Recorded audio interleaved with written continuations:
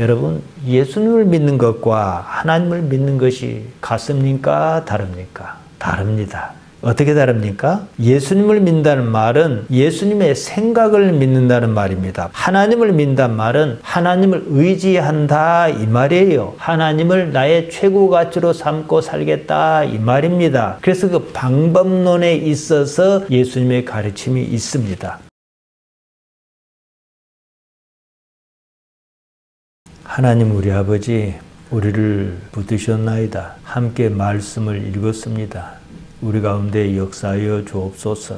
종은 십자가 뒤에 감추시고 하나님께서 영광 받으시기를 예수님 이름으로 기도하옵나이다. 아멘. 예수님께서 태어나셨습니다. 해마다 이맘때면 예수님의 탄생을 축하한다고 합니다. 어찌하였든지 간에 다들 예수님이 좋아서 그럴 것입니다. 문제는 예수님을 믿는다고 하는 믿음이 그 좋다는 자기 감정에 기반하여 그런다는 겁니다. 무엇인가 자기 입맛에 맞다 이 말입니다. 성경에서 예수님의 행적을 직접 다루는 데는 4개의 복음서가 전부입니다. 마태복음, 마가복음, 누가복음, 요한복음입니다. 마태와 마가와 누가와 요한은 예수님을 직접 경험했습니다. 이 4사람이 쓴 복음서가 성경의 중심입니다. 나머지 다른 성경은 예수님 사건의 사실을 명징하는 것에 지나지 않습니다. 복음서에 대한 분명한 이해와 식견이 없이는 우리 기독신앙은 갈피를 제대로 잡을 수 없습니다. 복음서는 중요한 기록물입니다. 복음서를 기록한 사람 자신이 그렇게 생각했습니다. 그 사람이 자기 역량을 최대한 발휘할 수밖에 없었을 것입니다. 소설과 다릅니다. 전하고자 하는 핵심을 제대로 전달하는 것이 글을 쓴 사람의 주요 관심사며 목적입니다. 누가는 데오빌로라고 하는 사람에게 글을 썼습니다. 예수님을 제대로 알려야겠다고 생각했습니다. 그것이 누가복음입니다. 데오빌로를 각하라 불렀습니다. 각하. 크라티스토스입니다. 높은 지위를 가진 공직자를 가리켜 부르는 말이었습니다. 총독을 부를 때에도 크라티스토스라고 했습니다. 데오빌로라고 하는 사람이 로마에서 아주 높은 관리였을 것이라고 짐작하게 합니다. 누가는 누가복음 첫머리에서 자기가 글을 쓰는 목적을 밝힙니다. 누가복음 1장 3절에서 4절입니다. 그 모든 일을 근원부터 자세히 미루어 살핀 나도 데오빌로 각하에게 차례대로 써 보내는 것이 좋은 줄 알았노니 이는 각하가 알고 있는 바를 더 확실하게 하려 함이로라. 데오빌로가 예수님의 사건에 대해서 알고 있었다는 얘기입니다. 알고는 있었는데 보다 분명히 할 필요가 있다. 그래서 확실하게 알려야겠다. 이것이 예수님을 곁에서 지켜본 사람으로서 누가가 글을 쓴 이유였습니다. 따라서 예수님의 복음은 사실성이 매우 중요합니다. 복음은 사실에 입각한 것이어야 합니다. 내가 무엇을 어떻게 믿느냐 이 문제가 아니에요. 믿어야 하는 것을 믿어야 합니다. 일단 복음서를 쓴 기록자의 눈으로 예수님의 사건을 보아야 합니다. 말이라는 것은요, 이 사람 저 사람 이렇게 몇 단계를 건너다 보면 내용이 변합니다. 단계를 줄일 수 있는 대로 최대한 줄여야 합니다. 우리가 예수님을 직접 만나지 못했습니다. 예수님께서 하신 말씀을 직접 듣지 못했습니다. 그러면 어떻게 합니까? 누가 그 다음 예수님, 마태 그 다음 예수님, 그 이상은 아니라는 거지요. 마태, 마가, 누가, 요한이 각자 복음을 썼습니다. 자기 딴에는 자기가 알고 있는 바를 최대한 제대로 잘 전하려고 했을 것이 아니겠습니까? 글을 쓴 사람은 자신의 의도를 전하기 위하여 많은 노력을 기울입니다. 중요하다 싶은 것을 위주로 글을 씁니다. 제가 이렇게 설교 원고를 작성합니다. 여러 번 뒤지고 찾고 정리하고 빼고 넣고 이 과정을 반복합니다. 성경에 맞는 복음이 주는 그 내용을 어떻게 잘 전할까 이것 아니겠습니까? 내일 모레 글피면 성탄절입니다. 예수님께서 태어나신 것을 기뻐하며 축하하는 날입니다. 예수님께서 12월 25일에 탄생하셨다는 근거는 없습니다. 어찌어찌하여 그날로 정해졌습니다. 어느 날 태어나셨는지는 몰라도 태어나신 것만큼은 분명합니다. 태어나셨으니까 죽기도 하셨을 것이 아니겠습니까? 그 관점에서 마태와 누가는 예수님의 탄생 기록을 자신의 의도에 맞게 이렇게 편집해서 넣었습니다. 마태는 동방박사가 찾아오고 어쨌다 그랬습니다. 마태복음 2장에 나옵니다. 이 박사란 말은 헬라 말로 마고스입니다. 마술사 또는 점성술사를 가리킵니다. 이 마고스는 페르시아의 사제 계급의 일원이었을 것이라고 합니다. 이것만 보더라도 오늘날 우리 입장에서 볼 때 전혀 신앙적이지 않습니다. 누가가 전하는 얘기도 그랬다더라 이 정도입니다. 마리아의 족보를 들고 나옵니다. 한편 마가와 요한은 예수님의 탄생 사건을 전하지 않았습니다. 그것이 그렇게 중요했으면 어떻게든 찾아서 집어넣으려고 했을 것이 아니겠냐는 것입니다. 어째서 그 기록을 뺐을까? 이 점입니다. 우리는 예수님을 믿습니다. 예수님께서 탄생하신 그 사건 때문에 예수님을 믿는 게 아닙니다. 십자가에 달려 죽으셨으나 살아나신 그 때문에 예수님을 믿는 겁니다. 십자가와 부활 사건은 마태, 마가, 누가, 요한이 모두 똑같이 자세히 기록했습니다.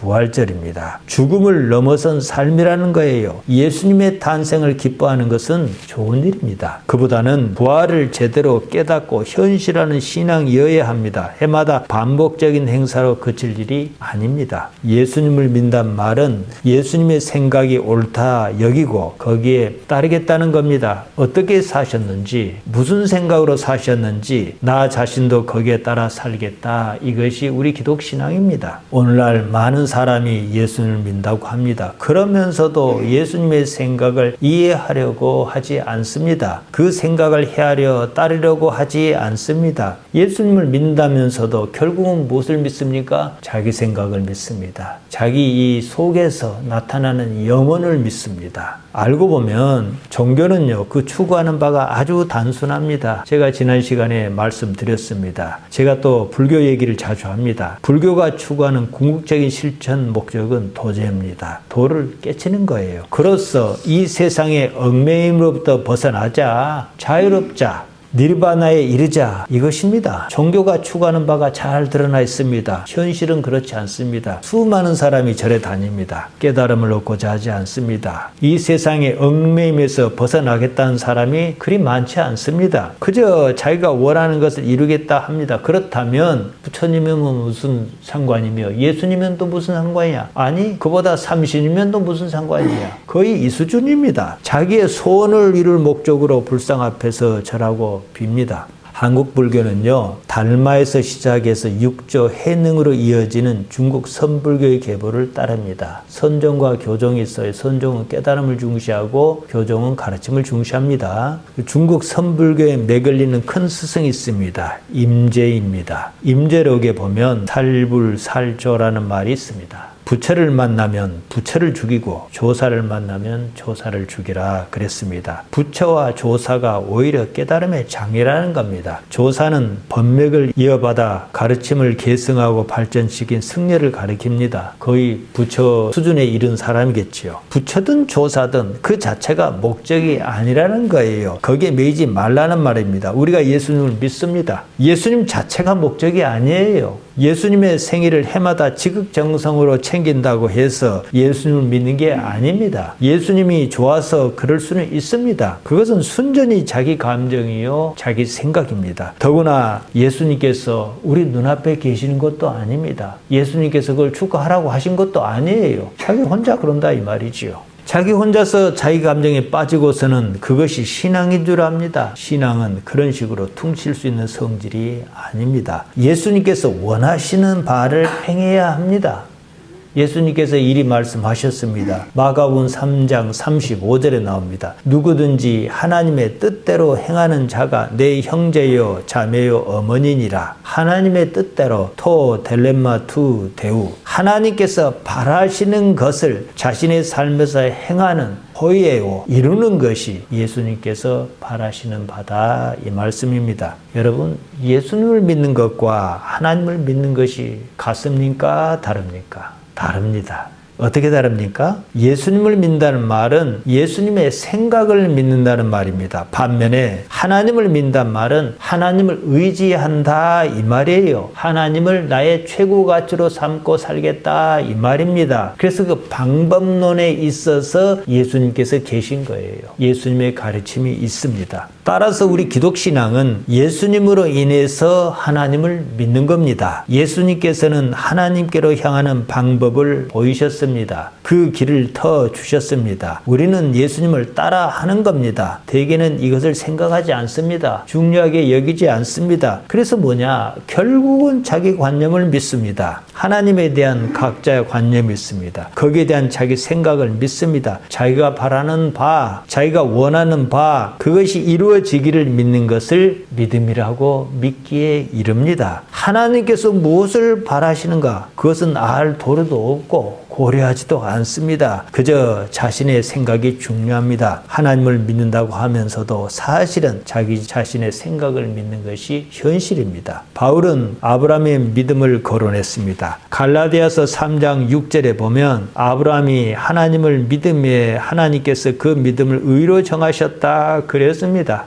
제가 지난 시간에 여기까지 봤습니다. 그러나 워낙 중요해서 다시 언급하는 겁니다. 창세기 15장 6절을 인용해서 한 말입니다. 아브라함은요, 모세 이전의 사람입니다. 율법은 모세로 말미암았습니다. 그러니까 아브라함은 율법 이전의 사람이라 이 말입니다. 믿음은 율법으로 규정할 수 없다. 율법 이전에 믿음이 있었다는 얘기예요. 아브라함의 믿음을 그에게 의로 정하셨다 그랬습니다. 정하셨다. 엘로기세를 썼습니다. 원형이 로기조마인데요. 과거 수동 3인칭으로 써서 엘로기세 이랬습니다. 원문의 의도대로 하면 믿음이 다른 누군가에 의해서 의로 정해진 것이다 이 말이에요. 아브라함 자신이 그렇게 한 게 아니다 이 말입니다. 아브라함의 믿음이 아브라함 자신의 의지에 따른 믿음이 아니라 하나님에 의해서 정해진 믿음이다 이 말입니다.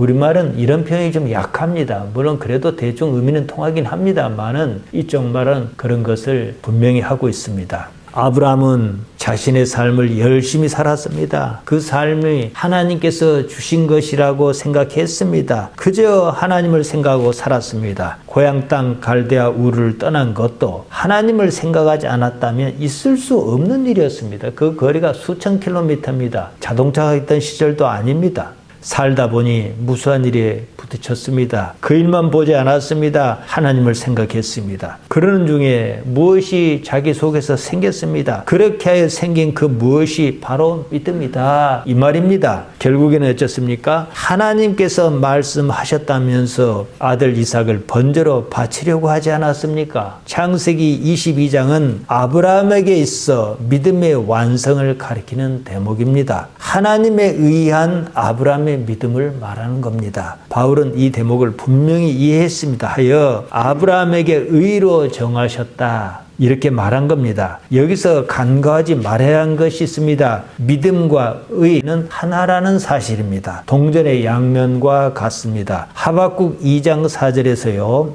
의인은 그 믿음으로 말미암아 살리라 그랬습니다. 여기에 세 가지 단어가 나옵니다. 의와 믿음과 삶입니다. 의인은 믿음의 사람이며 믿음의 사람은 산다. 죽지 않는다 이 말입니다. 영생이 바로 이 개념입니다. 바울은 이것을 인용해서 로마서 1장 17절에서 똑같이 말했습니다. 산다란 말은 헬라 말로 자오입니다. 히브리 말로 하야입니다. 생명을 가지는 거예요. 죽지 않는 것입니다. 예수님께서 그러셨습니다. 십자가에 달려 죽음을 맞이하셨으나 살아나셨습니다. 이 문제입니다. 여러분 삶이란 걸 한번 생각해 보십시오. 1000년을 살든 억년을 살든 죽는다면 결국 의미 없는 겁니다. 안 죽어야 의미가 있는 거예요. 삶은 이 문제입니다. 앞으로 죽을 삶은요, 삶이 아니에요. 앞으로 살 삶이 삶이라는 거예요. 영생은 이 개념입니다. 우리 기독신앙의 궁극은 영생입니다. 영생은 생명이 끊기지 않는 거예요. 의와 믿음은 결국은 죽음을 넘어서는 문제다. 이 말씀을 제가 드립니다. 이것이 우리 기독신앙의 핵심적인 가치입니다. 이것을 이해해야 합니다. 상당수 사람이 이 개념조차도 이해를 못합니다만은요. 로마서도 마찬가지입니다만 이런 이해를 가지고 갈라디아서를 보는 거예요.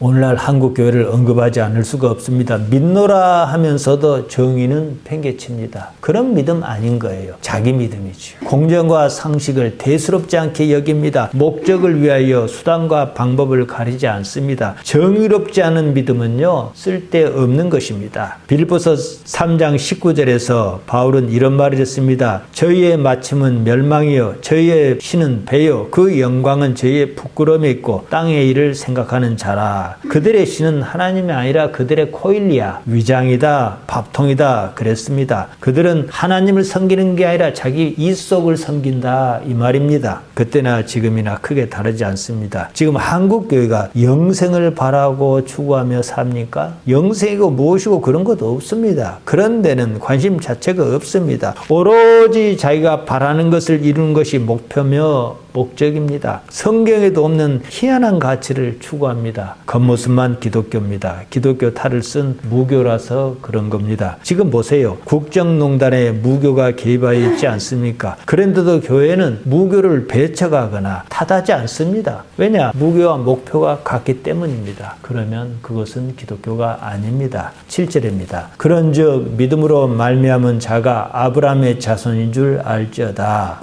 이쪽 말과 우리말은 어순이 좀 다릅니다. 이쪽 말은 알지어다 이렇게 시작합니다. 기노스케테 이럽니다. 동사로 직설법, 현재, 명령형, 복수로 썼습니다. 그러니까 기노스케테는 너희가 알아라 이 말입니다. 원형은 우리가 잘 아는 기노스코입니다. 기노스코는 회우리 말로는 야답니다. 단순히 배워서 아는 게 아니에요. 삶에서 몸으로 익혀 부정할 수 없이 아는 것을 말합니다.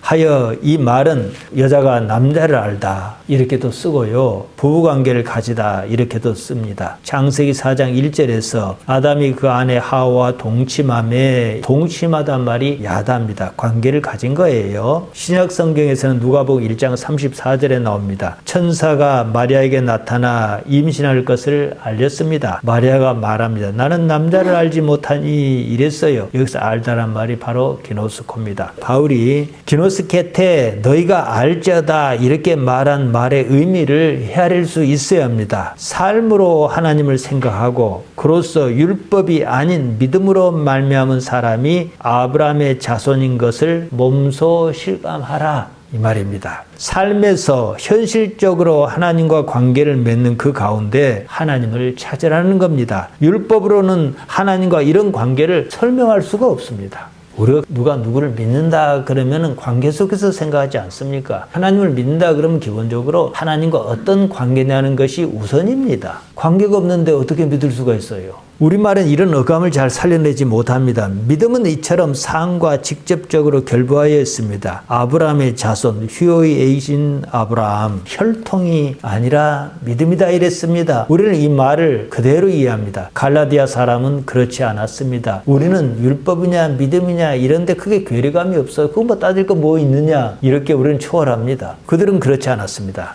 반면에 우리는 믿음을 쉽게 오해한다는 거예요. 잘못한다는 겁니다. 어떤 믿음이냐는 문제예요. 나 자신이 믿는 그 믿음인가 아니면 원래부터 믿어야 하는 그 믿음인가 대개는 이것을 구분하지 못합니다. 믿음의 주체가 나라고 생각합니다. 하나님에 의한 믿음에 의합니다. 아브라함의 일생이 그것을 말합니다. 8절입니다. 또 하나님께서 이방을 믿음으로 말미암아 의로 정하실 것을 성경이 미리 알고 먼저 아브라함에게 복음을 전하되 모든 이방인이 너로 말미암아 복을 받으리라 하였느니라. 여기서 바울이 하나님을 어떻게 생각했는지 드러납니다. 하나님께서 애초에 유대인만을 위한 하나님이 아니시라는 겁니다. 성경이 미리 알고 그랬습니다. 미리 알고 성경에 그렇게 썼다 이 말입니다. 여기서 미리 알다는 말 프로오라 입니다. 프로와 호라오를 합친 말입니다. 프로는 뭐뭐 전에, 뭐뭐 앞에 이런 뜻입니다. 호라오는 본다는 뜻이에요. 본다는 의미에서 알다는 뜻으로 쓰기도 합니다. 기노스코와는 의미가 다릅니다. 기노스코는 제가 앞서 말씀드렸습니다. 몸소 아는 것, 그렇게 해서 깨달음에 가까운 것입니다. 호라우는 단지 봄으로 아는 거예요. 따라서 프로라우는 앞서 본다 이런 뜻에서 미리 알고 이렇게 번역했습니다. 여기는 뭐 깨닫고 뭐고 이런 거 없어요. 그냥 아는 거지요.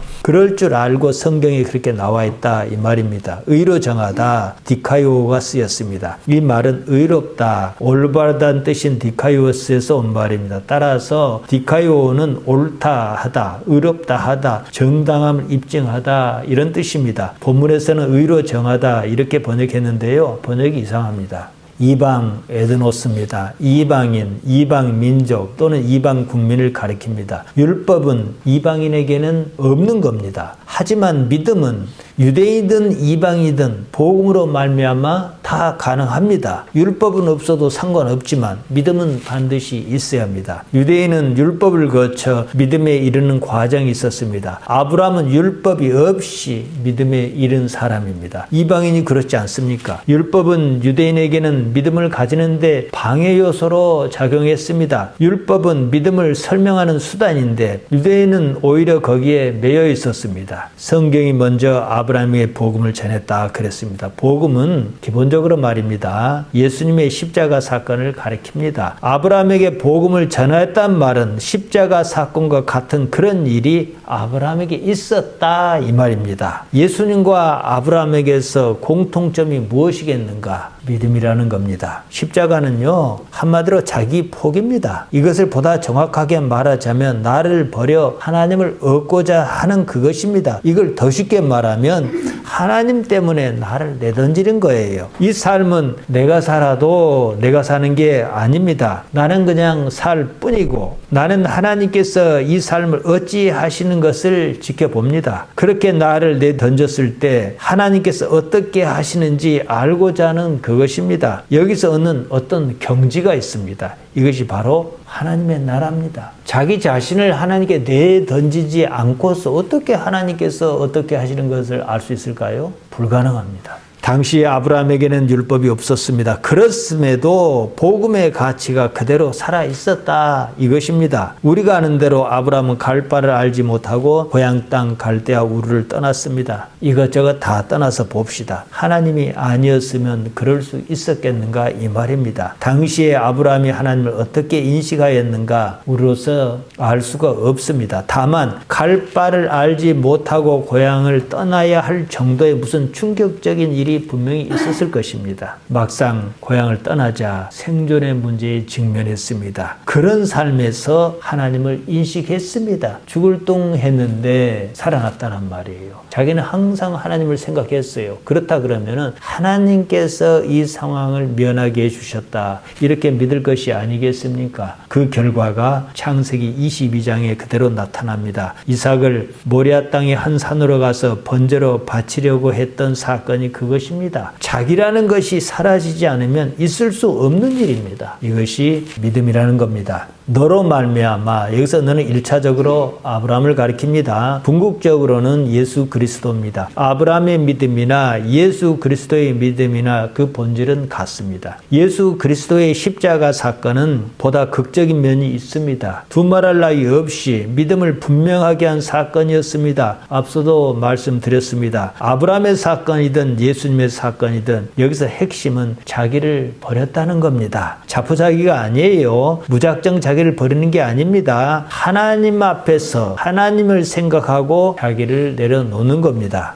복을 받으리라. 복을 받다. 엘룰로게오입니다. 창세기 22장 18절에 이런 말씀이 있습니다. 또 내시로 말미암아 천하 만민이 복을 받으리니 여기서 복을 받다는 말은 히브리 말로 바라크입니다. 무릎을 꿇다, 엎드리다, 찬양하다 이런 뜻에서 비롯한 말입니다. 기본적으로 유익한 능력을 부여한다는 의미에서 복을 받다 이렇게 쓰입니다. 우리가 생각하는 복은 뭡니까? 내가 보기에 좋은 거예요. 조금만 더 깊이 생각해 보면 그런 것은 없습니다. 살다 보면 내 생각도 자주 바뀝니다. 지금은 좋다고 생각한 그것이 나중에 가면 별로 좋지 않은 것으로 느낄 때가 많습니다. 그리스 신화에 미다스 왕의 얘기가 있습니다.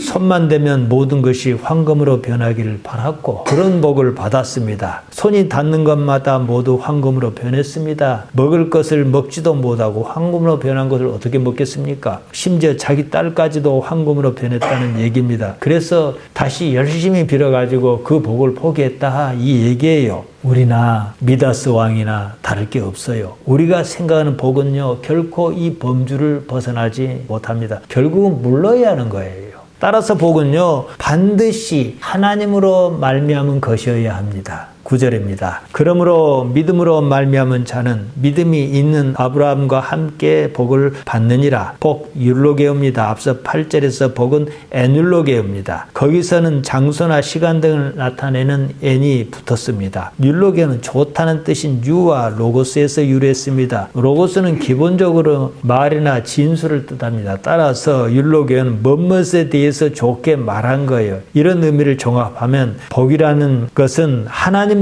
말미암은 것이어야 한다 이 말입니다. 아브라함은 하나님과 합한 사람이었습니다. 그 삶이 그것을 증명합니다. 하나님에 대한 신뢰 곧 믿음이 그 매개였습니다. 복 있는 사람은 믿음의 사람이며 결국은 하나님과 합한 사람입니다. 10절입니다. 무릇 율법 행위에 속한 자는 저주 아래 있나니 기록된 바 누구든지 율법 책에 기록된 대로 모든 일을 항상 행하지 아니하는 자는 저주 아래 있는 자라 하였음이라. 율법은요 자유를 허용하지 않습니다. 모든 것이 율법의 각 조항에 매여 있습니다. 율법은 그대로 다 지켜 행하기가 어렵습니다. 자유가 없습니다. 율법을 지킨다는 것은 그 자체로 율법에 매인다는 뜻입니다. 그래서 카타라 저주 아래 있다 이 말입니다. 복음은 믿음으로 말미암습니다. 믿음은 그 자체가 자유를 보장합니다. 예수님께서 요한복음 8장 34절에서 자유를 잃은 사람을 말씀하셨습니다. 어떤 사람이냐? 하마르티아에 빠진 사람이다. 하마르티아의 노예다 이러셨습니다. 노예는 자유가 없습니다. 하마르티아가 이러고 저러고 할 테니까 말입니다. 그에 앞서 하신 말씀이 요한복음 8장 32절입니다. 진리를 알지니 진리가 너희를 자유롭게 하리라. 진리 알레데이아 사실입니다. 사실을 알아라. 그러면 그 사실이 너희를 자유롭게 할 것이다 이 말씀입니다.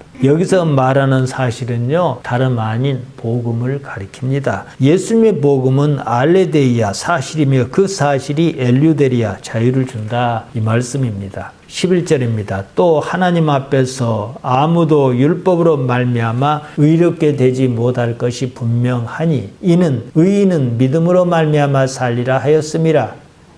또 나옵니다. 의인은 믿음으로 말미암아 살리라. 세 가지 단어가 나옵니다. 의, 믿음, 삶.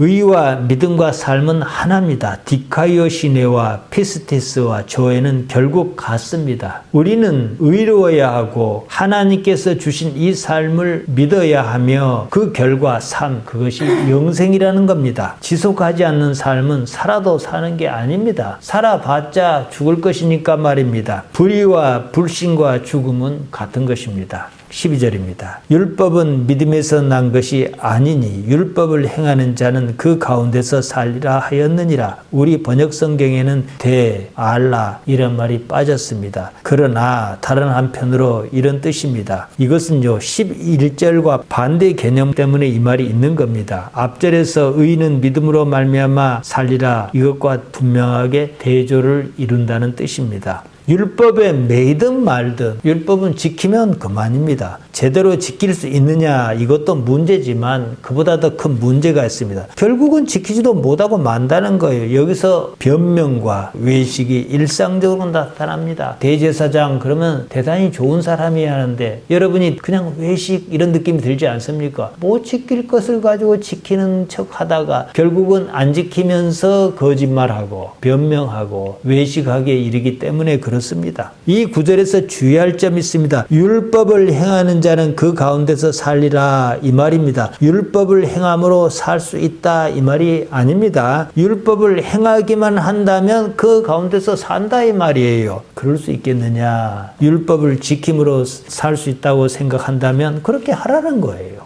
13절입니다. 그리스도께서 우리를 위하여 저주를 받은 바 되사 율법의 저주에서 우리를 속량하셨으니 기록된 바 나무에 달린 자마다 저주 아래 있는 자라 하였음이라. 바울은 예수 그리스도의 죽음이 율법의 저주 때문이라고 보았습니다. 그러나 거기서 끝나지 않았다는 사실을 얘기하려는 겁니다. 속량, 엑세고라센, 값을 치르고 사는 것을 말합니다. 그때는요, 노예가 있었습니다. 노예가 어떤 사람입니까? 범죄를 저질러서 노예로 전락하거나 전쟁에서 져서 포로로 잡혀와서 노예로 살거나 이랬단 말입니다. 이런 사람을 평민으로 만드는 방법이 있었어요. 누군가 유력한 사람이 돈을 주고 속량해서 노예를 구하기도 했습니다. 바울은 당시 시대 상황을 가지고 예수님을 예로 든 거예요. 율법의 마침은 죽음입니다. 이 삶이 그렇습니다. 복음이어야 합니다. 복음은 반드시 믿음을 수반합니다. 믿음은 나 자신을 하나님 앞에 내놓는 일 없이는 불가능합니다. 삶의 주인이 천지 만물을 창조하시고 지금도 여전히 다스리시는 하나님이라는 사실을 인지할 때만이 가능합니다. 누가 나를 내려놓을 수 있습니까? 하나님에 대한 신뢰가 있는 사람이 그럴 것 아니겠습니까? 어떤 이유인지 하나님에 대해서 신뢰가 안 생겨요. 그 사람이 어떻게 나를 내려놓겠습니까? 나무에 달린 자마다 저주 아래에 있는 자라. 신명기 21장 22절에서 23절에 나와 있습니다. 사실 중요하진 않아요. 중요하다고 생각할 것 같아서 제가 언급하는 겁니다. 사람이 만일 죽을 죄를 범함으로 내가 그를 죽여 나무 위에 달거든 그 시체를 나무 위에 밤새도록 두지 말고 그날에 장사하여 내 하나님 여호와께서 내게 기업으로 주시는 땅을 더럽히지 말라. 나무에 달린 자는 하나님께 저주를 받았음이라. 예수님께 십자가에 달렸습니다. 그래서 바로 끌어내린 거예요. 당시의 유대인은 예수님께서 하나님께 저주를 받아서 그랬다 이렇게 생각했습니다. 자기 생각이었고 자기 믿음이었습니다. 14절입니다. 이는 그리스도 예수 안에서 아브라함의 복이 이방인에게 미치게 하고 또 우리로 하여금 믿음으로 말미암아 성령의 약속을 받게 하려 함이라. 그리스도 예수 안에서 아브라함의 복. 비로소 아브라함의 믿음과 예수님의 사건을 하나로 묶습니다. 이 둘은 믿음이라고 하는 공통점이 있다고 제가 말씀드렸습니다. 성령의 약속, 에판겔리안 투 푸니마토스, 그냥 영의 약속입니다. 푸니마는 그냥 영이에요. 성령이라고 하려면 거룩할 성자를 써야 합니다. 하기오스로 수식해야 합니다. 그래서 하기오 푸니마토스 또는 푸니마토스 하기오 이렇게 써야 합니다. 하기오스가 없어요. 에판겔리안 투 푸니마토스, 영의 약속이란 말은 그제서야 우리가 영에 속한 사람, 영이 깨어난 사람으로 나아간다 이 말입니다. 믿음의 사람은 영이 깨어난 사람이라는 거예요. 잠자고 있던 영이 깨어났다 이 말입니다. 그때부터는 애초에 푸니마의 상태로 계시는 하나님을 면대할 기회를 얻습니다. 저는 지금 한국 교회에 대해서 정말로 궁금한 것이 있습니다. 서울의 큰 교회는요, 지금 대통령이 다만 그대로 말합니다. 놀랄 정도예요. 현 정권을 지지합니다. 지지하다 못해 광적이에요. 누구를 지지하는가 이것 가지고 뭘 할 수는 없습니다. 대통령이 자기가 말한 대로 공정하고 상식적이었는가? 대통령 주변에 끊이지 않는 무속 문제에 대해서는 어떤 입장인가? 저는 교회에 대해서 이것이 궁금합니다. 대통령이 국민을 생각해서 계엄령을 내렸다고 합니다. 국민을 놀라게 해주려고 그랬다는 거예요. 그랬다고 그럽시다. 그러면 헌법을 어겨도 괜찮다는 말인가? 이것이 더 문제 아니겠습니까? 그런 데는 다들 입을 꾹 닫고 있습니다. 심각할 정도로요. 참 이상한 일입니다. 가까운 사람이 있으면 물어보고 싶어요. 제가 앞서 말씀드렸습니다. 믿음과 정의는 하나라고 말입니다. 여기서 영생이 이어집니다. 한국 교회는 정의는 쏙 빼고 믿음만 얘기한다는 거예요. 제가 지적하고 싶은 것은 계엄령이 아니고요. 이 문제입니다. 정의가 없는 그 믿음은 맞긴 맞아요. 문제는 하나님에 의한 믿음이 아니라 자기 자신에 의한 믿음이라는 거예요. 죽을 믿음입니다. 자기가 믿고 싶은 것을 믿는 믿음이라는 거예요. 그러면 그것은요, 기독신앙이 아니에요. 무당도요, 믿음 없는데 어떻게 무당 일을 하겠습니까? 세상 모든 종교의 기초는요, 시작은 다른 게 아니에요. 염원입니다. 무엇인가 간절히 이루고 싶어서 종교에 입문하는 거예요.